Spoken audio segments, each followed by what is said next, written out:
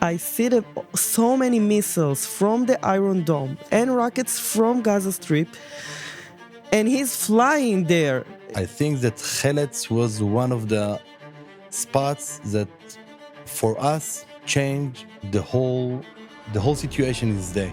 Can you imagine 2 little kids with their parents killed outside their closet, and until they were rescued at night? And that's just one of thousands of victims and people who were affected.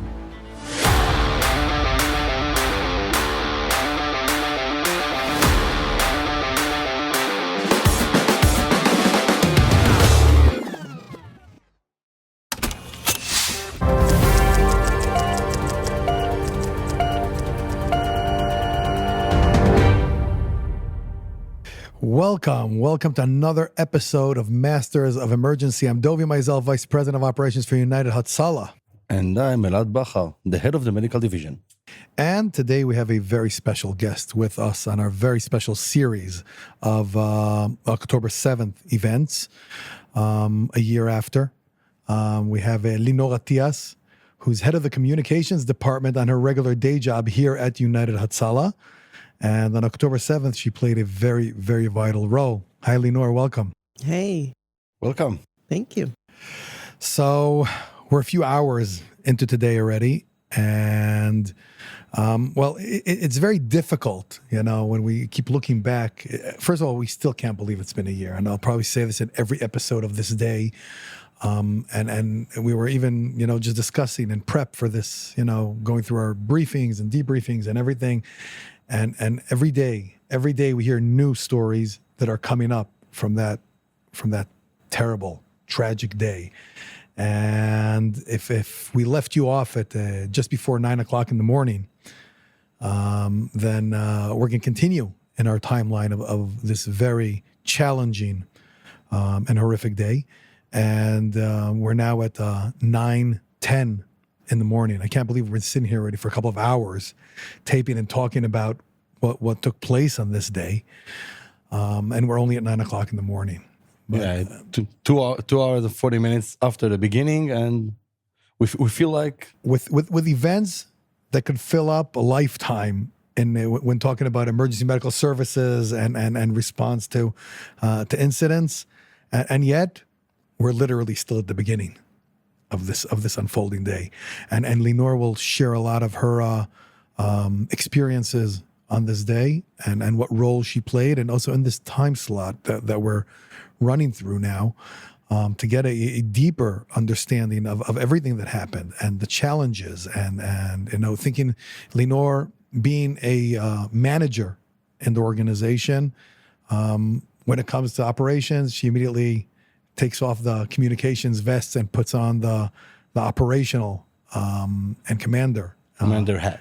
Commander hat goes on, basically.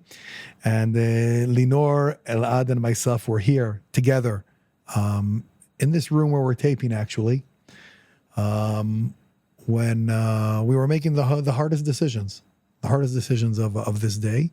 And if to go back to the timeline, so we're now at 9:10 in the morning. And I had mentioned in the previous episode that we were talking about Kibbutz Saad, which is literally across the road from Kfar Aza, which we'll talk about in depth. And in the back gate of Kibbutz Saad, they had closed off the road, as I mentioned earlier, to prevent people from going up on Route 232. And I'm sure those watching the podcast will be able to see this on the visual map. And the road's blocked off because the road was swarming with terrorists. And all the people that were escaping from the Nova Festival were actually directed into the back gate of Saad, where the volunteers and first responders were treating them there on site. And at 9:10 in the morning, actually the first military vehicle pulls up and says that they're going into Kfar Aza. You remember, we were getting reports of battles that were going on in Kfar Aza, and he jumps on their vehicle and goes and goes into Kfar Aza. Chagiv, great guy. Actually, for you know what Chagiv does for his day job in the kibbutz? No. Give a wild guess. He grows corn for popcorn Amazing. for the movie theaters, literally. This is a day job. That's his day job on the kibbutz. He grows corn Wow. that's directed to go to manufacturing for popcorn and movie theaters. And on this day, obviously, this was living the worst movie, or Right. nobody could write a script as wild as October 7th. And he he took his equipment and jumped on the first military vehicle that went into Kfar Aza. And upon entry, there are already soldiers in combat there, and they get to the first houses, and he starts, doing jumping from one house to another, climbing into the shelters and treating people who were injured. And we'll get to the deeper stories there, but reporting back to here to headquarters, to understand, suddenly we're getting the real first reports of what's actually happening in Kfar Aza. And here, Linor, Elad, the three of us standing in this room, trying to create that map and understanding of what's going on, and suddenly getting more and more information. So Linor, first of all, once again, thank you for coming back. I know it's not easy to, look back and remember everything from this day. Obviously, the mental burden of this is difficult. And even just trying to remember everything that happened that day is not easy. But let's try and share a little bit about your experiences. Where did this day catch you, and how it all started for you from your perspective? For me, I guess like all of us, 6:30, I was still sleeping. I don't know, you had a bar mitzvah, so I have no clue if you were already wake up, but I was sleeping, and the radio from the communication device just, wake me up with alarms about rockets launching to the Gaza Strip, so from the Gaza Strip to Israel. And honestly, I didn't think we're starting something. My guess that it might be the jihad playing again with the buttons, and the Iron Dome will prevent everything and I can just go back to sleep. But another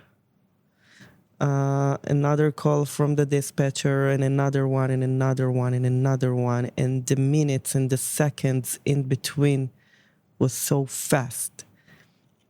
And I definitely understood that we are not speaking with the jihad, it's the Hamas right now that we need to handle with. And if it's 6:30 that early morning, that people is still not away on the streets running to the protective shelters, something else going on, but obviously I didn't know what. My partner, David, jumped and came here. My deputy. Exactly. And I start to manage the kids, Shoham, Tahel, my daughters, Talori, his son. Take them to the shelter, the protective room, which is a Shoham room. And calling my sister, ask her to come and babysit the kids. There was a missile attacks in your home Because also. we had a red There were the alarm sirens in Jerusalem as well. Yes. At 6:30 already. At No, 7:15, 7:18, something like that. It was very fast. So I wear my IDF uniform because I still on my IDF reserve service at the Emergency National Authority. So they might call me, but I know that I want to assist as much as I can at United Hatzalah headquarters. So I just wear my IDF uniforms, call my sister, come here, and I already see all of you and Rachel making the decisions, receiving so many data and information from the people, from the volunteers in the South, and gathering and mapping the situation. And I remember right after Hetiv was entering Kfar Aza, he was asking, send me as many ambulances as you can. And I told Elad, wait a second, safety first.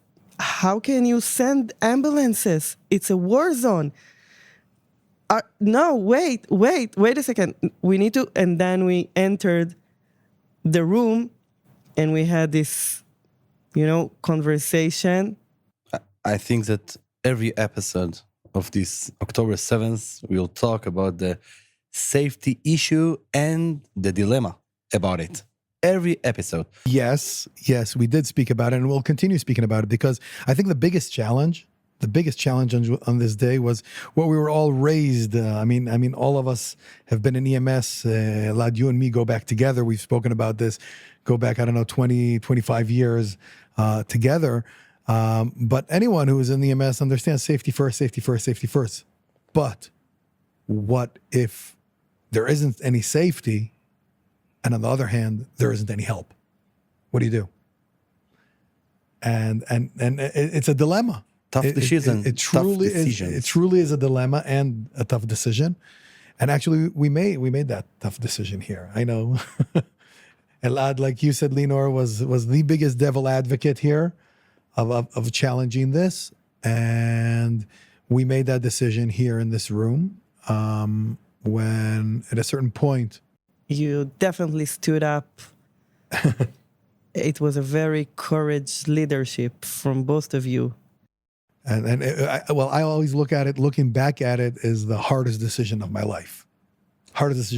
Because to understand, to authorize personnel, volunteers, people who literally just all left their homes, left their families, and go out as volunteers to help save lives, to knowingly and under the consent and pushing them to say yes, go in under fire, risk your lives. But what led me to the decision there, and you remember this, Elad, we had that argument, was very simple.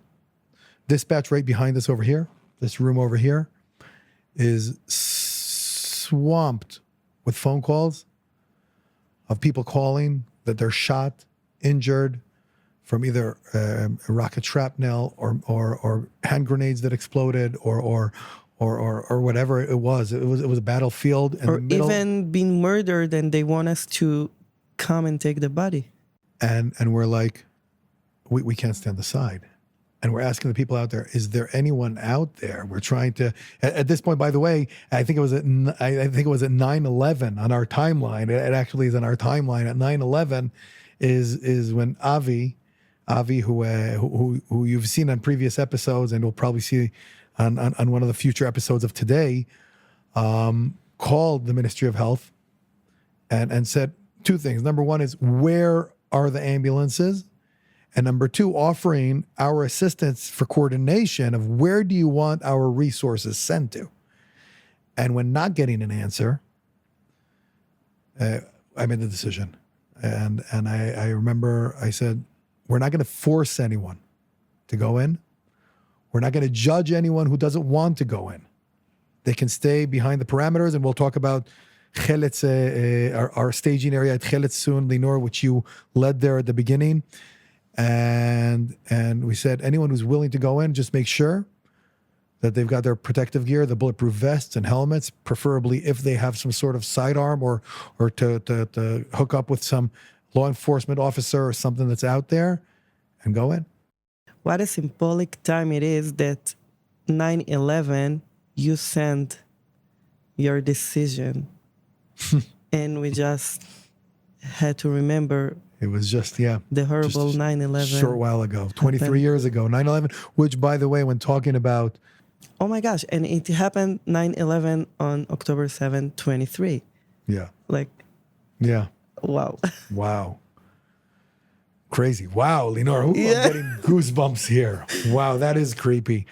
I mean, when we talk about 9/11, growing up and being in the field of EMS, actually, I remember I made a post about 9/11 just recently when it was the memorial of 9/11, 23 years, and understanding that such atrocities against civilian population, this is facing such evil.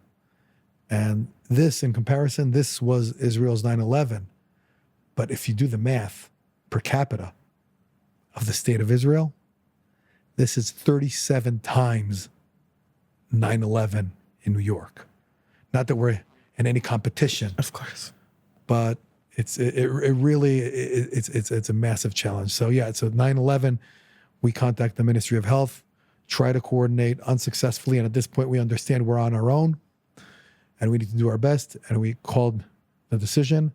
And from that moment on, looking at the debrief of the day, almost 1,000 volunteers, paramedics, doctors, EMTs, nurses, went in under fire. When you got here at 9, 10 minutes, what did we know in this point about the cities, kibbutz? I remember we already had the Netivot of Akim Sderot volunteers telling us what's going on, and we have multiple calls of civilians from those cities. We had the first responders at the main roads, David Bader, that we just opened his camera and we witnessed over 40 bodies on that road, and people that are 232 on Route Yes. 232. Yeah. and people that are hiding.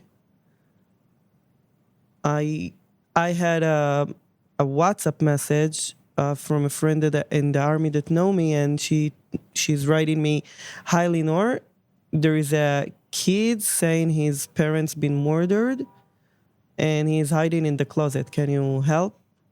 So I just answered back, "What's his number?" And Avigail brother? yes, and she sent me. 1 minute later, she sent me the number, and I told her, You're saying Avigail, Yeah. but our listeners don't know. So So Why I don't you told tell her the story? And I think we actually have I'm even just answering her. I'm taking care of it, and I send it to the psychotrauma unit. And Dr. Tamar Schlesinger, she is a social worker, a therapist for trauma with kids, handling over 12 hours phone call with Michael and Amalia, a brother and sister, who witnessed their father being murdered, and Avigail, Guli, was in his hand, and they thought that she's also been killed. And when they ran inside to the home, they murdered the mother. And the terrorists just skipped them.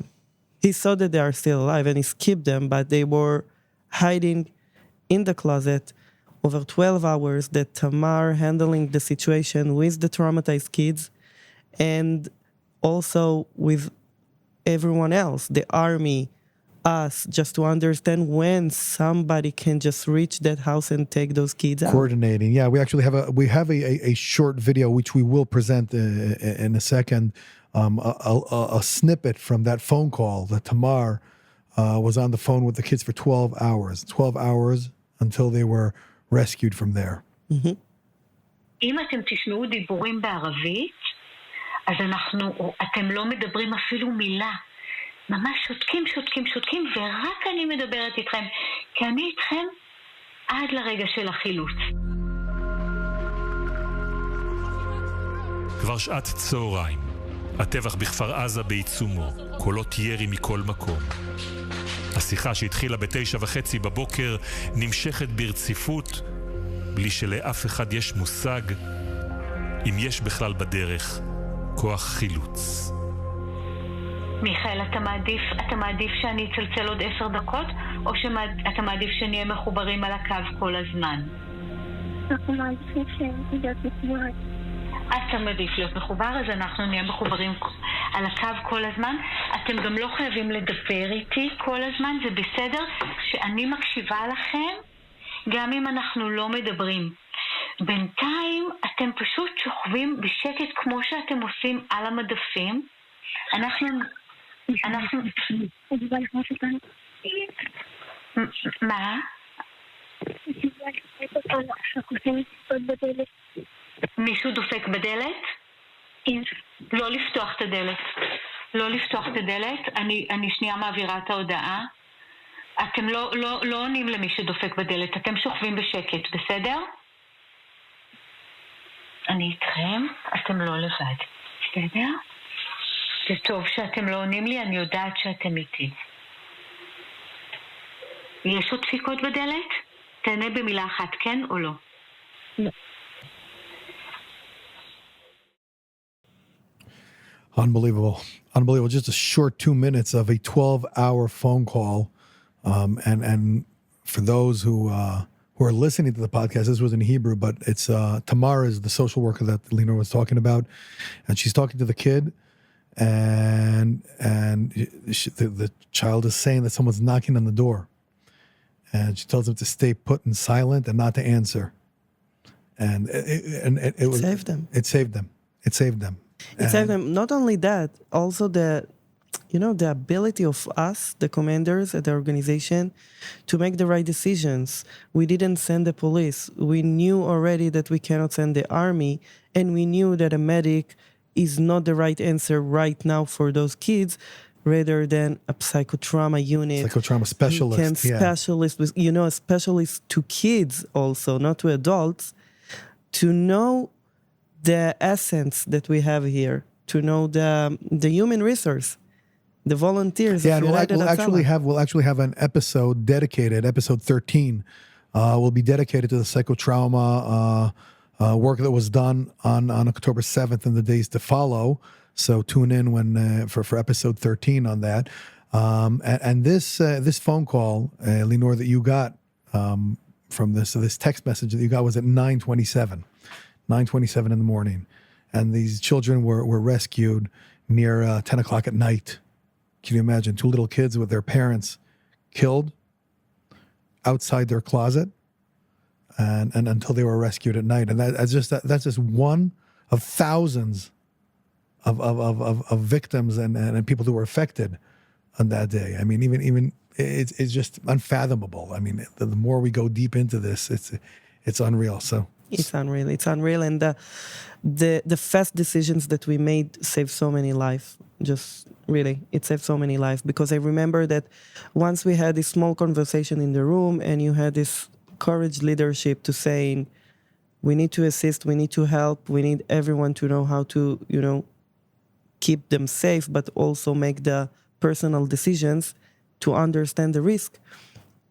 I took the risk. I told you, okay, I'm going down south. I'm taking the MCI vehicle with all the stretchers, logistic, whatever. I don't know what happened. Let's see. Well, like I said, and our staff leadership here carry double roles. Their day-to-day job and the operational response management. And Linor, you started heading south just a short while after this. We're talking around 9:30, quarter to 10. Yes. You started heading south with a mass casualty response vehicle and additional equipment to set up down by Heletz Junction, which we'll talk about in a minute. Just circle back to Chagiv in Kfar Aza. So I don't know. I don't know if you're familiar with the story of what happened with Chagiv. I think Elad, you know the story. Maybe I don't. You haven't heard it. So Chagiv goes into Kfar Aza with this armored military vehicle, and they find themselves in the middle of a battlefield. They get like a certain position in like a shelter, and he jumps out of the car and starts running towards one of the houses there to get shelter and to start treating the people in there. And he opens up from the back window of one of the houses there. He starts putting on tourniquets on people who were shot and going from house to house. He gets to the 3rd or 4th house, and he climbs through the window into the shelter there, and he finds a family in there, mom with kids and a father that's there. Now the house you could see the house was burning at a certain one side of it, and it looked like it exploded. And what happened was he went into the window, and the father, for those who don't know, in these shelters, these shelter doors don't have locks. They just close with a handle, but you can't lock them, because nobody ever imagined that these shelters would be used to prevent from terrorists coming in. They were used, to prevent from shrapnel or missiles that were shot at them. So what they ended up doing, the people in all of these shelters, were holding the doors shut with their bare hands, with whatever they could get their hands on, to prevent the terrorists from getting in and killing their families. And unfortunately, in many places, they were not successful doing this. But here, the father of the family was holding the door, and the terrorists put a bomb on the door and blew up the door. Now, the door luckily did not blow up in or come out of place. It molded itself into place. So that's what saved their lives. But unfortunately, he lost both his hands.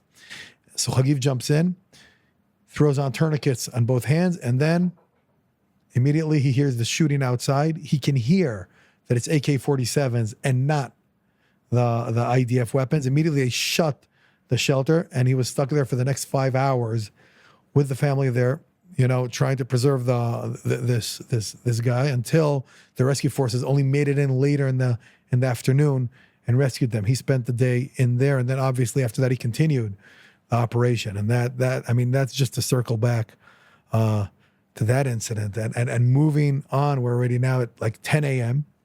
You're headed south already, and you'll tell us about that in just a little bit. But we're getting calls from our volunteers in Prigan. Prigan is a small little village south. It's the southern part of parallel to Gaza. And what happened there was obviously terrorists infiltrated this village, and there started their combat between the security forces, the civilian security forces there, trying to defend the village. Injuries, fatalities, and whatnot in combat. You can't enter the village because the battles were on the first houses by the gate. And our volunteers from within the village, actually our team leader there, our team leader lives in Prigan. So he immediately set up a triage site and a staging area localized in his house, literally. His backyard. In his backyard at the beginning, and understanding the terrorists might be in there. So they ended up going into the house, and anyone who was injured in those battles by the terrorists was brought in to their house there. I mean, Linor, you remember...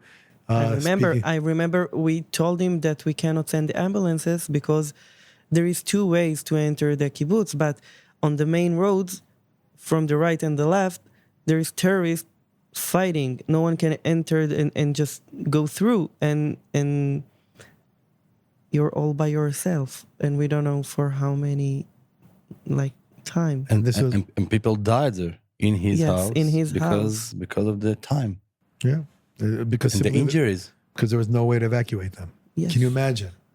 Yes. Can you imagine a situation where you're in a your regular calm village, and you're finding yourself in a battlefield? There is no military there. There's no security forces there. Any and all protection was being done by the community itself for hours. And your all the casualty in your living room. And people, and they're your neighbors, Unfathomable. It's just so hard to understand, and as things are unfolding, we're already at 10:29, and Elad, who you saw in the previous episode, and now assumed command in the triage site at the police station in Ofakim, and we're coordinating with you, Linor, regarding where to set up. And considerations of where to set up, and we'll get to all your considerations in a second. At the same time, now Avi is already preparing with Elad, with you, the helicopter unit. We make the order to get our helicopters on full staff and ready to go because at this point we have one helicopter that's on call, but the team isn't there. Why? Because there was missiles at the southern Israel, and the helicopter is at the south of Israel. So when they start to feel unsafe, they just they didn't have shelters at the airfield. So they ran north from there, and so anyway, we got another team ready to go, and both teams of the helicopters were ready, and only later in the afternoon we'll get to that. The helicopters were activated and made a lot of transports that saved a lot of lives. And we'll talk about that in the episodes in a few hours. And basically at this point, Linor, we're trying to gather more information. You're on the way south already, and in Sderot we're getting reports of where we sent. Remember, Elad, where we sent our advanced life support unit. I mean, what would be your call of where to send? You have an ambulance, a resource, mobile intensive care unit, with paramedic and a doctor inside. They've got everything. What's the safest place to send them? Of course, the police station. Exactly. What happened to the police station a few hours later? Unfortunately, the police station was taken over by, I think it was 17 terrorists. Yeah. And unfortunately, we'll talk about that later in the hours as the battles went on there. It was a heroic battle down by the police station there. 7 cops died there. Yeah, seven policemen died, and at the end of the day, they ended up just knocking down the building. Yeah. The terrorists. Yeah, they The didn't terrorists. have. Yeah. Very, very simple. It's unreal. When you drive south, where was the first stop? So wait a second. Before this out, I stopped at the warehouse, the logistic warehouse of United Hatzalah, and I asked them to put more stretchers, generators with lighting, flashlights, the body bags. I asked them, wait a second, do we still have some body bags from the earthquake in Turkey? And he told me, yeah, we had them. So I just put them over. Adults, kids, body bags, just threw them away in the car. And then we went down south, me and Chaim and a logistic guy, Yossi. The first spot that we choose very wisely was the Heletz Junction. Why Heletz? Why Heletz? Because first of all, it's only 8 kilometers from Gaza Strip, and 0 to 7 is the area for the rockets to just hit all over. They just launch rockets, hundreds of them, and wherever it will go. But after 7 kilometers, it's like terms of missiles. And the missiles is much more accurate. They wouldn't waste a missile on an open field. Empty field, yeah. An empty field, yeah. They don't know that right now people are gathering them there. So it's so close to the kibbutzim, to the cities, to the main roads. It's so close, like 10 minutes, you're already wherever you need to be. I remember you mentioned when we were here and we were talking to you and you said we're setting up in Heletz. Yes. You said there's a police barricade here. Yes. So that was like drawing the line. Exactly. That was drawing the line of hot zone, cold zone. Or warm zone, whatever. Yes. And that's why you said, okay, we're going to set up here. More considerations that you took into while making this decision. And also the open field for the helicopters to land. A huge field for 3 helicopters at the same time can land there. And by the way, you're not only talking about our little helicopters. No. Also the IDF helicopters. The Blackhawks. Yes, definitely. The 669 big airborne ones. unit. Yeah. Yeah, the big ones.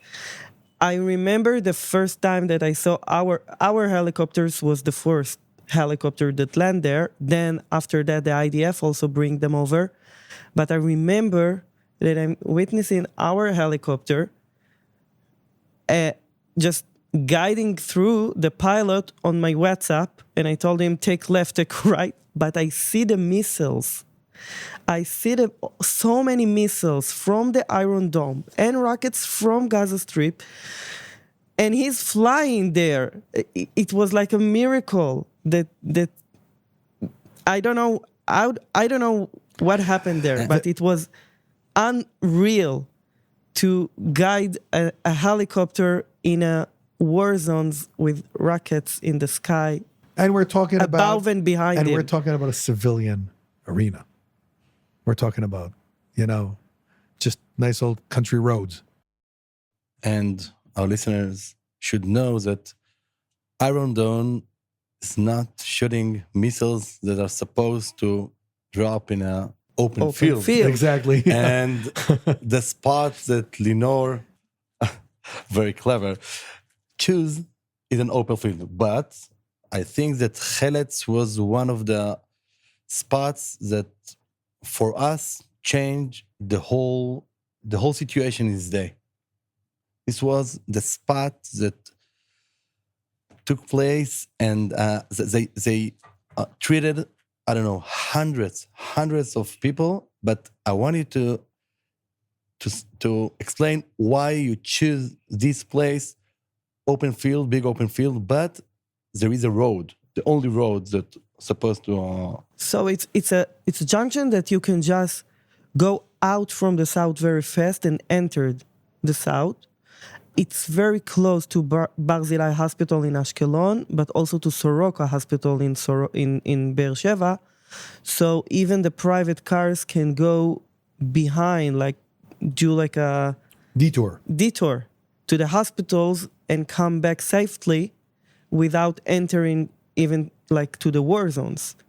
Actually, I remember when you got there, you said the cars with civilians are showing up at that checkpoint, at that improvised police checkpoint where you decided to set up shop of our staging area, and they're just pouring out in cars with victims. So, those who were lucky to escape with injured people, just, we took them and treated them and took them to the hospital. All the cars that ran out of the road, this is the only road that they can drive in, because the other roads... Route 34 was closed off because of terrorists that took over the road there. So this was essentially... And the other side of 232 also was closed. So this was essentially the only escape path out of the southern region. And you'll see on the map, for those who are watching the podcast, you can see on the map, this is we're talking about 60 kilometers here. That essentially you have two major hospitals distant from them. One is south, goes to Be'er Sheva, and that's Soroka Hospital. And the northern one, or northwest, is Ashkelon Hospital. And this is the only route to get out there, meaning you decided to set up there because you're saying they're going to end up coming here, whether we like it or not. I mean, while I was on the phone with you, you were telling me another car is showing up with victims, another one. Let's set up here. And what we were doing there, I just choose two people, and I told them, you're making us the intelligence information. I want those who came with private cars to tell you what they witnessed on the road. I know already we have, terrorists on the streets entering the houses, but what happened on, like, the way that you came here, what you witnessed. I want to understand if we can just enter inside or not. At the same time that they are just questioning the people, the civilians, I'm asking the 669 unit commander. And I'm asking him, okay, we are with you. Where do you need us? What's going on? And he tell me, we are still planning. It was the landing coordination officer of the 669 Airborne Unit. Yes. Which they essentially sent their helicopters to do the vast majority of the evacuations, and you decided to set up shop over there. What actually did you set up over there? What when we talk about Heletz, it played such a vital role on this day. It really was a game changer. Why? What did we actually do down there? Hundreds of bulletproof vests and helmets. We just put them there for all those backup units that were coming. Also soldiers and policemen that they had no protective gear. We had all the medical equipment, tons of medical equipment, boxes of everything that you just can't imagine. Oxygen tanks that definitely late night we use them for those that been rescued from burning houses and they couldn't breathe. We had I think it was Dr. Adam Ballon. Once you decided to set up the staging area over there, Elad, you said, let's send Dr. Ballon, who drives one of these ALS Jeeps, like a fly car that can also do evacuations. He actually ended up meeting you down there, I think, and assuming medical control and triage. And he stands at the road. Every vehicle that comes from the road was, take a look inside. Okay, you can go to a hospital with the car, or come to us. We'll treat you. Ambulance, we had helicopter. a medical triage that he established. He told us, he guided us through. I want here the oxygen tanks. I want here the BLS bags. I want here the ALS bags, and so we can just make the triage. And every car that stop or ambulance or whatever, he make the decisions. Okay, I need you to go back inside with the ambulance, put this, person here, we'll treat him and take him over. But it was very fast decisions that have been made. So at 11:12, we have established a staging area in Heletz, and we're directing all of our resources, the ambulances, the response vehicles, the helicopters, all to come. Those coming from the north, of course. Those coming from the south. Got to Shuva, which I'll ask you soon to talk a little bit about that, which was the southern. We decided to copy the model of Heletz in the northern part to create another area like that down in Shuva. And I think in the future episodes we'll have Dr. Gensler, who ran the Shuva triage site, and he'll share his experiences, which are tremendous. And you met with him as you went on later in the day. So 11:12, we're set up and we're directing all our resources down there.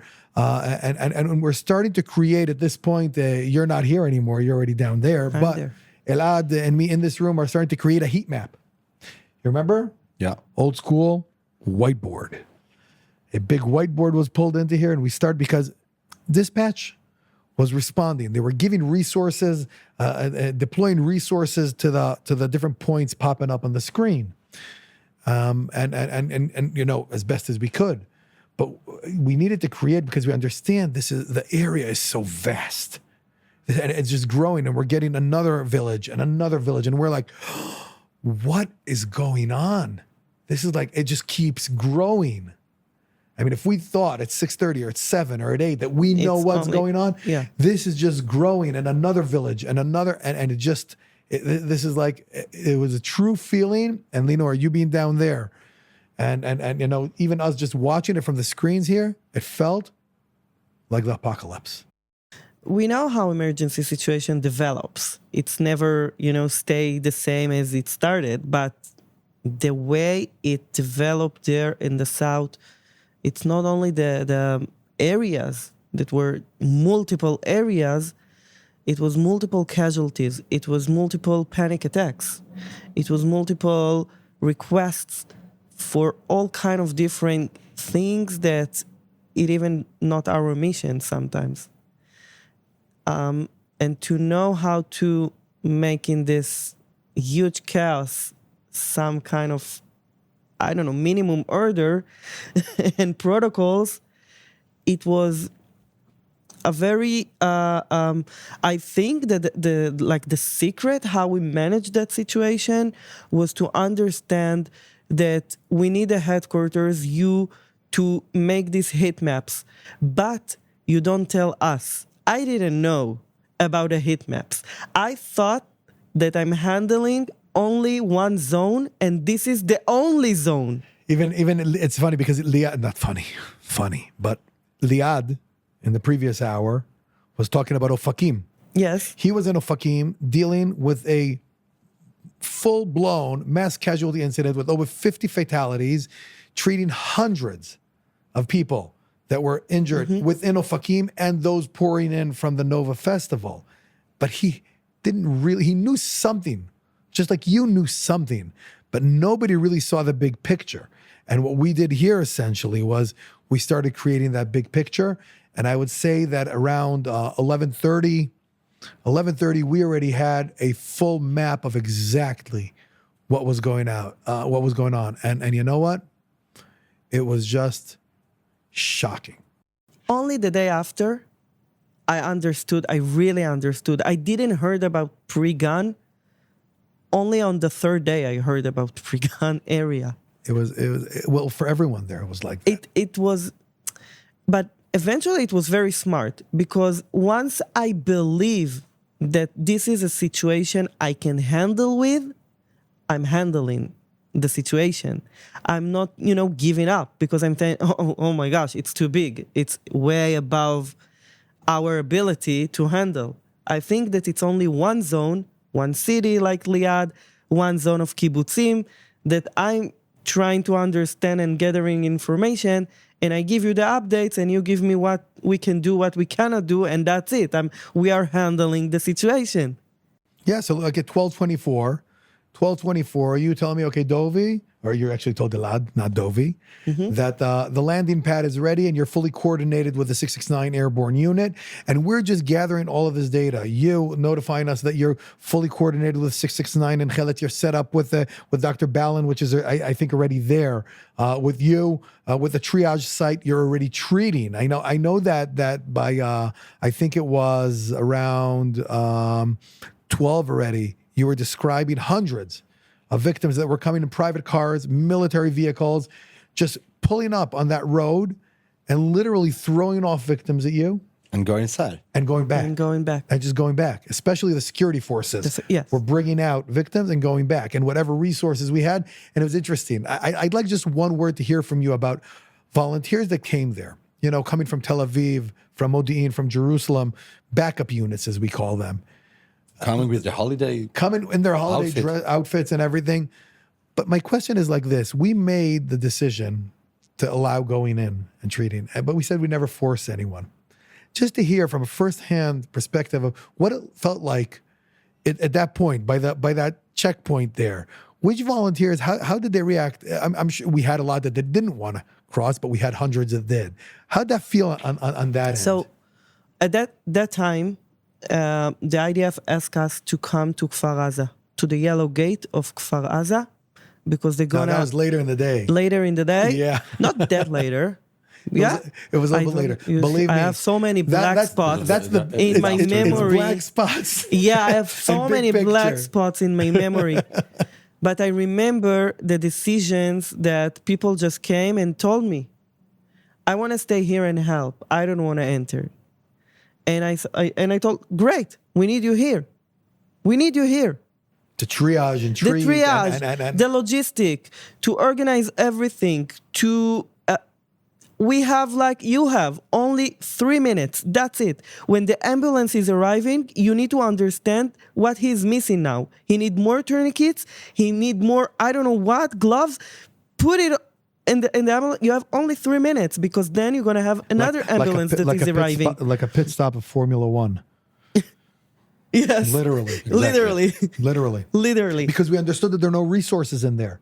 If not for our ambulances, there wasn't anyone else there. You know, it was crazy how they created their own creative solution because it's big boxes of one item. So they created like the empty boxes and they took a little bit of this, of that. They created like a small box and they just threw it inside the ambulance. You have here, do you need anything more that you don't have here in the box?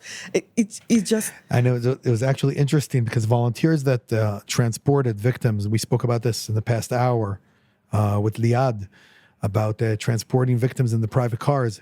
When they were coming to the hospitals, they would take the patients in and they piled up, remember, IV fluids and whatever they had from the hospitals, throwing it into their cars.